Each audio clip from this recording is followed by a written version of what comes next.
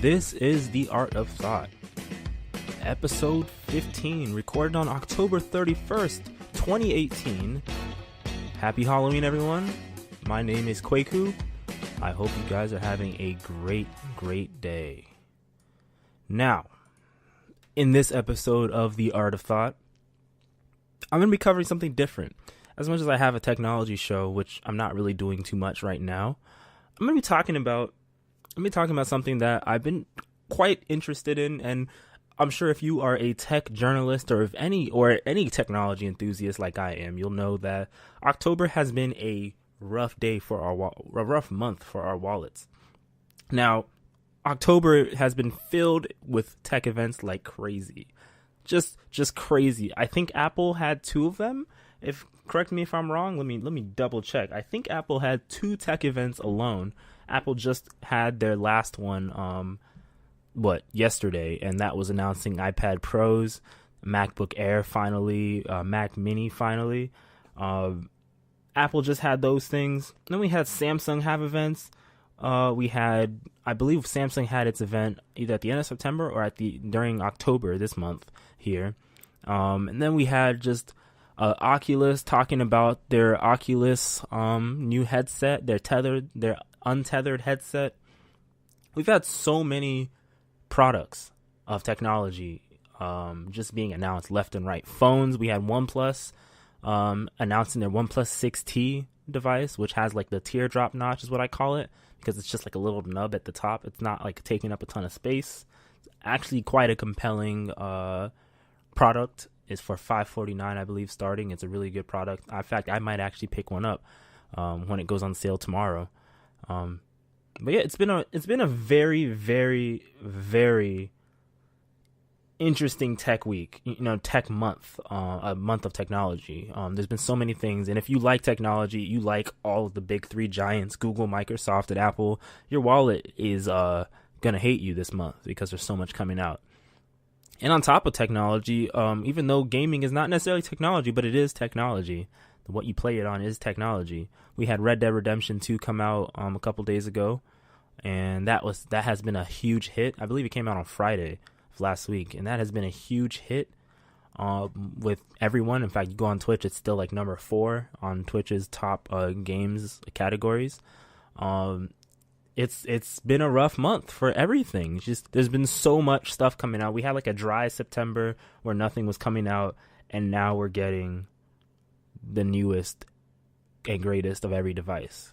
We had the iPhone XS, XS Max, and then we had the XR just recently get released. Like, it finally got sent to people who pre-ordered it, so people have their XRs now as of October. XS has obviously already been out since September. We had the Google Pixel event. I'm not sure when that date was, but we had that event this past September, October. We had with all their Google Pixel 3 and Pixel 3 XL, their Google Home Hub Pixel Slate, which is back ordered right now on Google's store.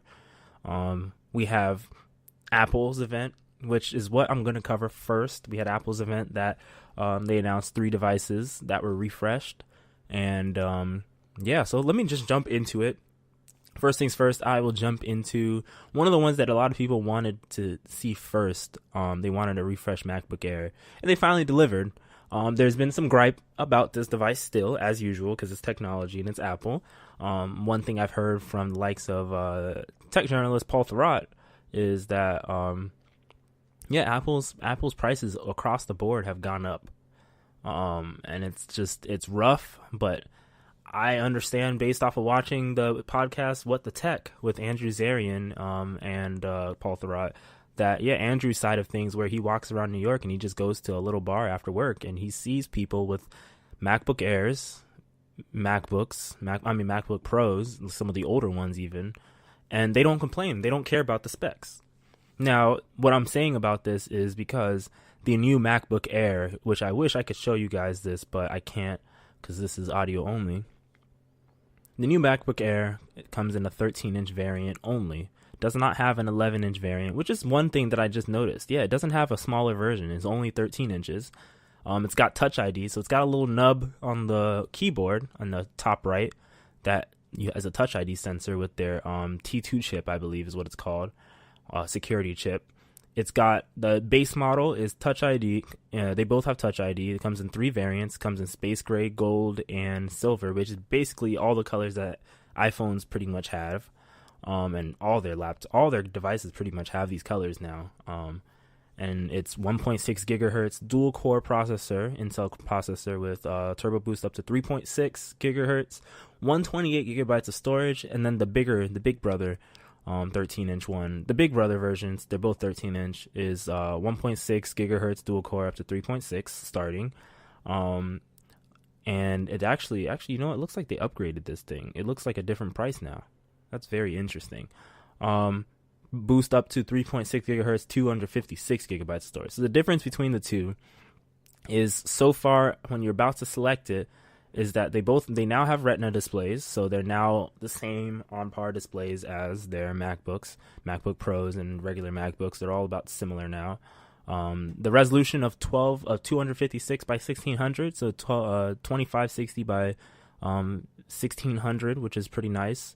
It is Intel UHD graphics, 617 on both of them. The storage difference is that they're both SSD flash storage, so they're both, one of them is 128 and the other one can be starting off 256. Force Touch trackpad, finally, like I said, Touch ID, and 2 Thunderbolt 3 ports. So basically with those 2 Thunderbolt 3 ports, unfortunately there's not one on each side for you lefties and righties. It's just both on the left side, which is odd for lefties, in case they want cables out of their way, charging cable specifically.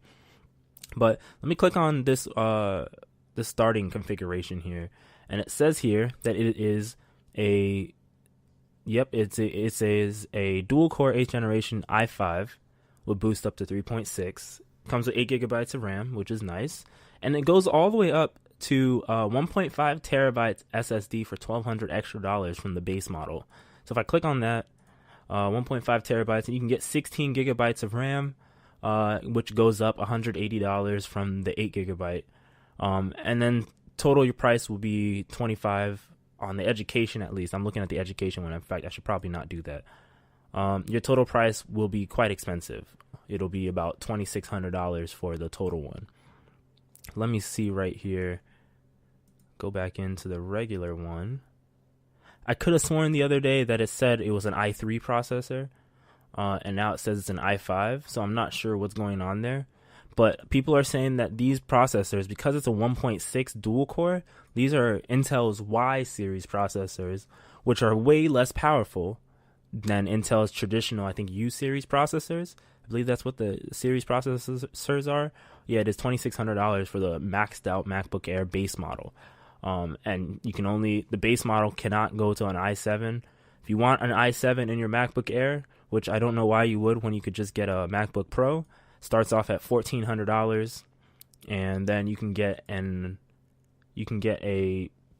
16 gigabyte. Actually, you know, they're both i5s. You can't get any higher than an i5 on them. So you can get 16 gigabytes, 1.5 terabyte, same price. So yeah, actually, you know what? You can configure on any configurator. When you configure it, you'll still get the same price, $2,600. And that is the MacBook Air. It just got re-released, got announced and released. Let me see something. And you can get 3 colors on it: space gray, gold, and black. So, which is really nice. And let me see. Yeah, and ironically too, yeah. So they're gonna be the same price no matter what configurator you choose. They're still gonna be roughly the same price. So that was pretty much the MacBook Air in a nutshell. They did also release the Mac Mini. The Mac Mini also, finally, the computer that I've been looking for is the Mac Mini, because it's nice and small. I can fit it underneath a monitor. I can tuck it away in a corner, and no one needs to see it. It's got 4 Thunderbolt 3 ports. They all shipped November 7th. It's got 4 Thunderbolt 3 ports, which is really nice. So you can get an external GPU and just plug it in and get much more power out of your computer. The base model is a 3.6 gigahertz quad-core processor. It's an i3. That's the i3 I was talking about. 8 gigabytes of RAM, and Intel UHD 630. 128 gigabytes of storage, and that starts at $800. So that's probably that's going to be the starting line for most people. I actually do not recommend having an i3 in your computer, I recommend at least getting an i5. I don't know how good the more recent i3s are, but I'd recommend at least getting an i5 just for future proofing, because you got to realize that when you're buying these computers, you cannot upgrade them. As far as we know, you cannot upgrade them. So you buy what you're going to use forever at this point, unless you're going to trade it in or sell it. So the higher end model starts at basically $1,100 US, and it is 3 gigahertz, 6 core, and it is turbo boost up to 4.1 gigahertz, 256 gigabytes of storage. It is an i5. It's not a Y series processor, so that's much better. Both of them are not Y series because the clock speed is much higher. 8 gigabytes of RAM. It is also same graphics, Intel UHD 630, and 256 gigabyte SSD. And all of these things can be configured up. The max price of the Mac Mini, going up to an i7 3.2 6 core, 64 gigabytes of RAM, 2 terabyte SSD, 10 gigabit Ethernet connection. And if you want to add the products like Final Cut Pro and Logic Pro, if you don't do that, the final price is going to be $4,200 before taxes, which is crazy. And if you add Final Cut Pro and Logic Pro, then you will in fact be getting $4698.98. So you'll be getting $4,698. That is a heavy down payment on a car that you'll be paying for this computer, which is quite crazy. And it's in a Mac Mini. It's got 4 Thunderbolt 3 ports in the back. Let me actually see the back of it. 4 Thunderbolt 3 ports. You have your power, Ethernet, Thunderbolt 3 USB-C, HDMI 2.0. You got a headphone jack in the back, 3.5 millimeter headphone jack, and 2 USB 3 ports, which is really nice, 3.1 Gen 2 ports. So you have a lot of speed, and you got Wi-Fi and Bluetooth and everything built in. You got a lot of speed and power in this if you want to use this as your Mac Pro. I don't know how the thermals will be on the inside of this device, though, when you start speccing it up to the top, but that's just how it's going to be. And then, finally, the one that I've actually been looking at, too, because of Face ID and a bunch of other features, the iPad Pro finally got refreshed. I'm sitting here with the iPad Pro 12.9 Gen 2. That has Apple Pencil and all that stuff like that. And they released a new Apple Pencil, and they released an iPad Pro that kind of looks like the iPhone, what is it called? The iPhone 5 series of devices, 4 and 5 series. It looks kind of like that. It's got that shape on it. It's a slab with metal around it and glass on both sides, compared to this one where it was glass on one side and metal all around it. So if you click on it, the iPad Pro actually gets really expensive. The max configuration of the iPad Pro, the 12.9 inch one, it goes up to $2,000. That's even before you buy a case and you buy a pencil. So after you buy a pencil and case, you're gonna get like $2,300 that you've paid for an iPad Pro, which is a lot. And the prices went up to the 11-inch one is no longer $650. It is now $799, so $800, which is actually the price that the 12.9 one base model started off at last generation. And then it's got 12.9 inch display. That one is the one I have, similar, is $1,000 starting. So they're using that as the entry level into Apple's Ecoverse. Now you can spec both of these out up to, you can choose a space gray or silver. Say if I click on space gray, you can spec them up 1 terabyte of storage. I don't know why you need that much storage on an iPad, because I've hardly even dented my 256 gigabytes of storage. You can choose Wi-Fi or cellular. Choosing that 1 terabyte space gray 12.9 iPad Pro with Wi-Fi and cellular pushes it up to $1,900, which is quite a lot of money. And then that's before you even add Apple Care if you want that. And they will only give you $375 for an iPad that you trade in. My iPad Pro that just came out like 2 years ago or last year will only get about $400 from Apple. So it's rough, and it ships in 2 to 3 weeks is what it says on their website. So they also came out with Apple Pencil Gen 2 as well.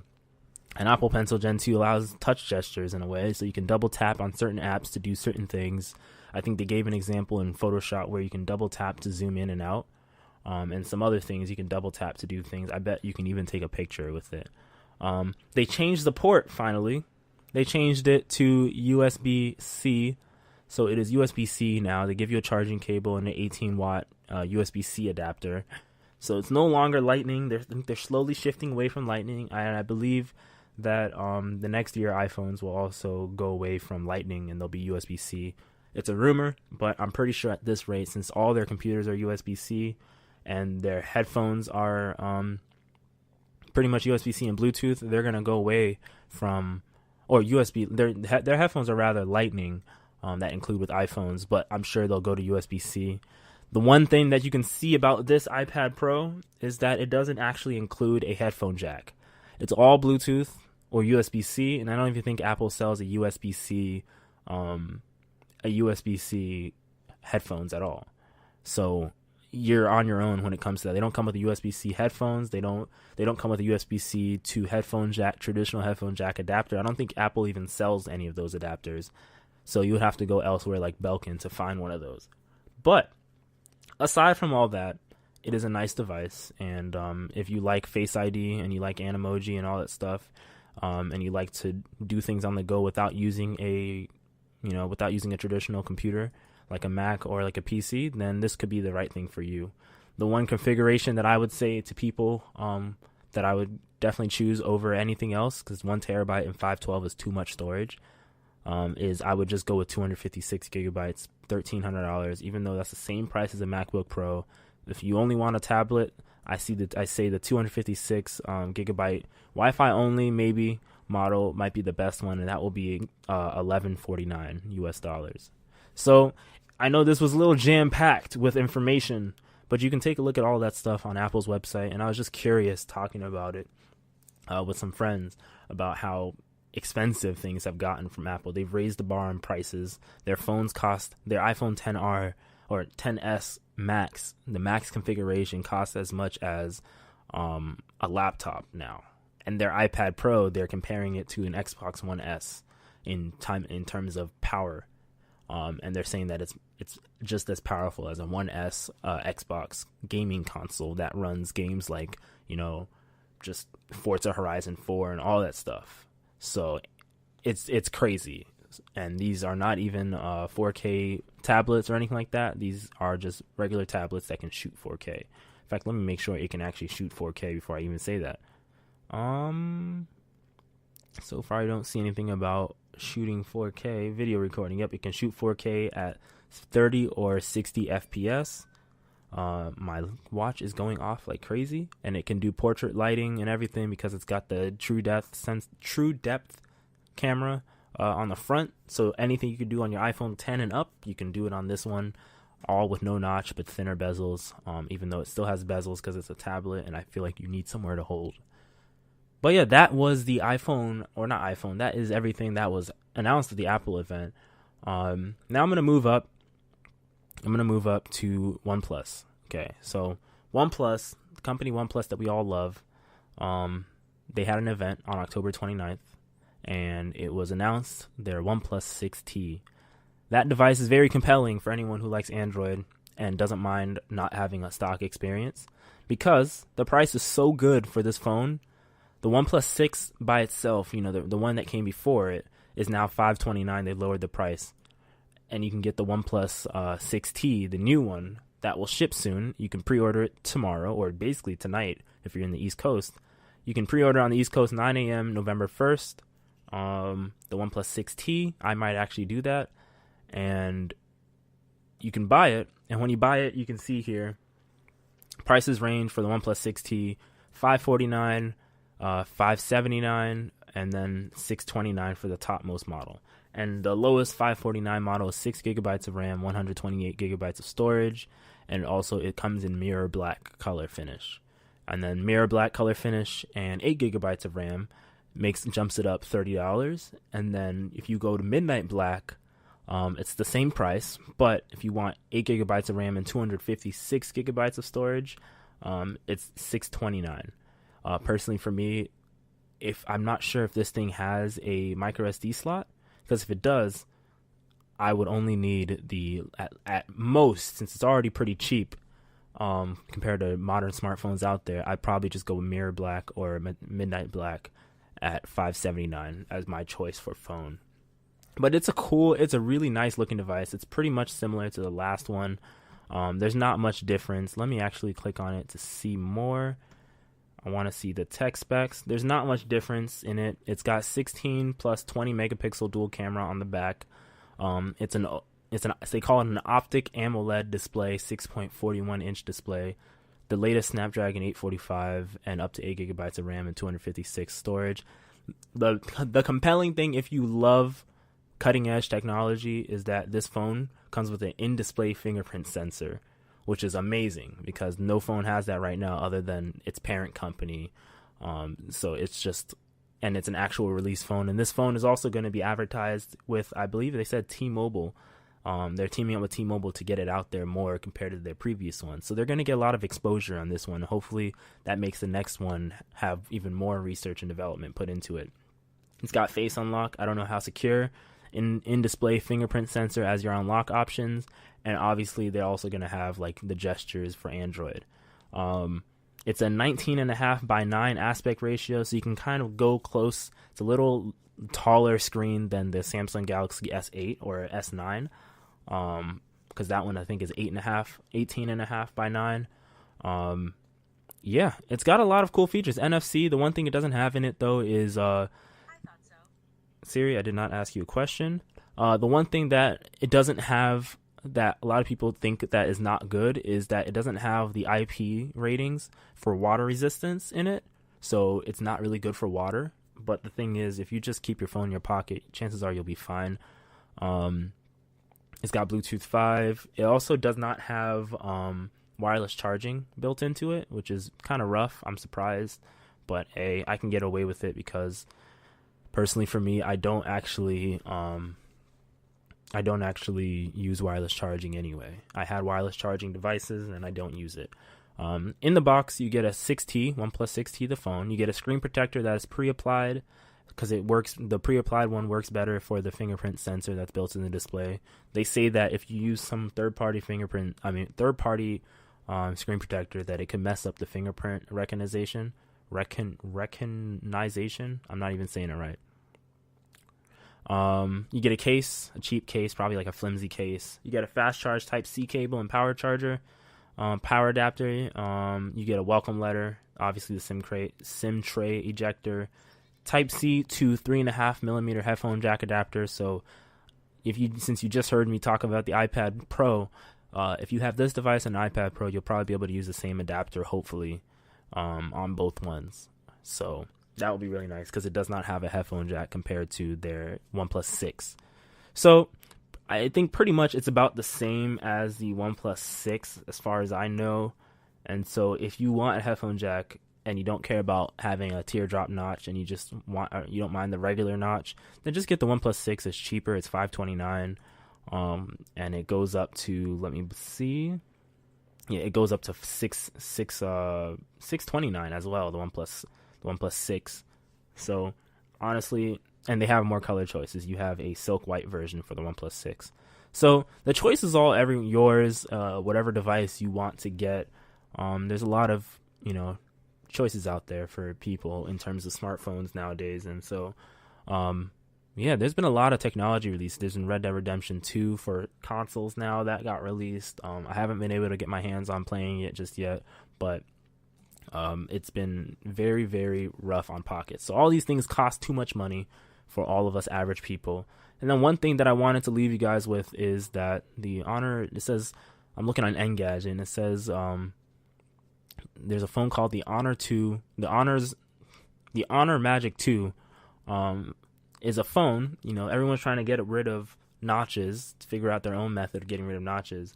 And the company Honor, man, I cannot take their name seriously. Their Magic 2 phone is a sliding camera rather than a mechanical camera that slides out like the Oppo Find X.